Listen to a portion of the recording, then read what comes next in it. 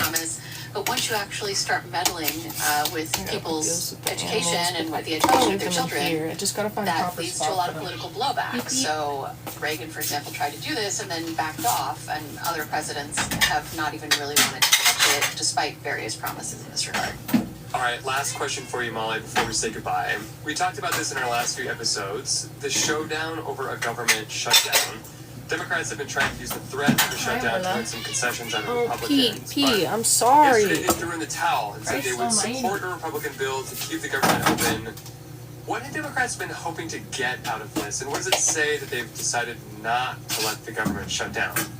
The principal thing that the Democrats demanded was some kind of structural check on Elon Musk and Doge, some kind of language that would say are still here, but I'll bring the those up executive later. branch has to do what Congress tells them to do, that if they're going to pass this funding. Yeah, you do. I do make money if you send me a galaxy. Thank you so much for the galaxy. Holy shit, I didn't even see that. And the Republicans didn't agree to that, so thank you, Ro. Democrats have had a series No, this is of not. languished Oh my god, thank bookstore you. meetings This is on Wednesday like that you could hear the unfinished coming out basement of room. It this has at the a furnace and the water Democratic heater. lunch. And then On the one hand, when I moved down here, I was like, you know what? Has enough room in here? They are For outraged. you? Guess what I can put in here? A A kitchen, like a fake kitchen. So I put a table and a microwave and a hot plate and a fridge, and then I got a sink, and then I got the portable dishwasher. There's a hole in the wall that I put in there so I could attach it to the bathroom, because the bathroom is right there. Dicey for them. I have to fix that. Many of them believe that they have a It's just putting a little painting to keep the over government it. open. So at the last minute, the Democrats found a way to get themselves to a point where they would agree to this deal to keep the government open. Thank you so much, John. I think there is a lot of questions going forward about what, if any, leverage they may have. No, I'm not in the doing future, more given that low-rise, this because was then the my main pants thing won't that, stay up. Republicans Silly did Billy. What does it say about the calculation? Yes, my cast iron is on the ground because I didn't want it crushing anything in the dishwasher. And they made the best of what they saw as two bad choices. All right, Father, thanks so much, as always, for your time.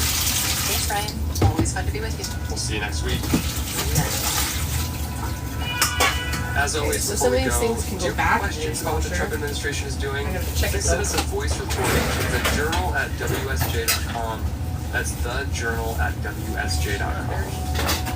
Trump 2.0 is part of the journal, which is a co-production of Spotify and the Wall Street Journal. This episode was produced by Alan Rodriguez Espinosa. Yeah, you don't mind, but I do, because what if I get banned? Paul is the Wall Street Journal's senior I don't want that. correspondent. I'm Ryan Kinninson. You guys want that. This episode was engineered by Griffin Tanner. Our theme music is by So Wiley and remixed by Peter Leonard.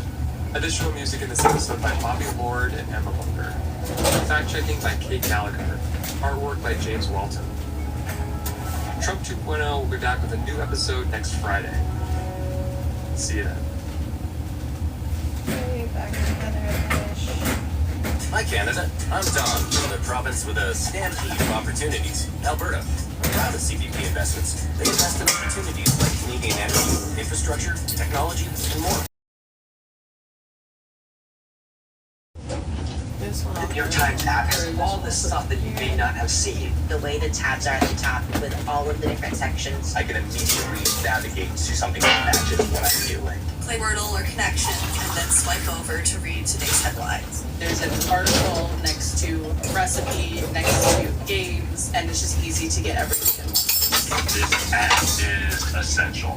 The New York Times app, all of the times, all in one place. Download it now at nytimes.com/app. From Oh, the the New York cutlery. Times, I'm Rachel Abrams. This is The Daily.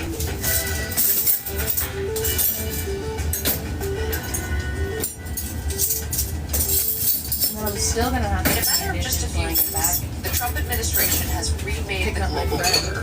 They've taken a hard line with allies like Mexico and Canada and Ukraine. They've welcomed adversaries like Russia. And now, a trade war is on the horizon with Europe. Today, my colleague Mark Landler on the alliance with Europe that seems to be fracturing, and what all of it means for the new world order. It's Friday, March 14th.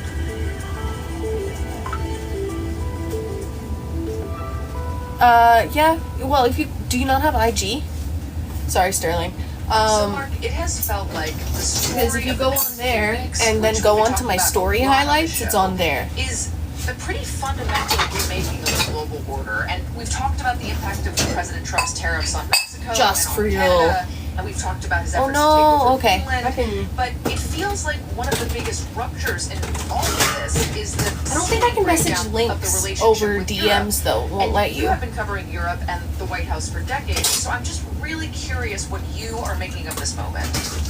Well, you called it a seeming breakdown, which actually lets us underplay what's going on in the transatlantic relationship right now. Just since President Trump took office, you've seen him openly undermine the NATO alliance, seen him threaten that the U.S. will no longer provide a security umbrella for Europe.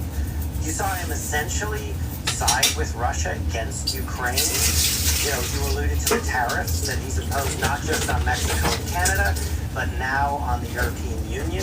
So when you add all this up, it's really causing Europeans to question the very survival of this alliance that has characterized the post-World War II era.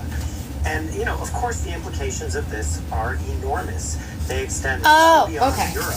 Because if you think about it, Yeah, that makes sense. Transatlantic Alliance is really the bedrock arrangement that has shaped the entire world order for decades. The rest of Not you. just militarily, strategically, but also in terms of trade and I'll do that. economic relations. I'll do that when I So get off. this is a genuinely shocking moment for Europe and for Europeans.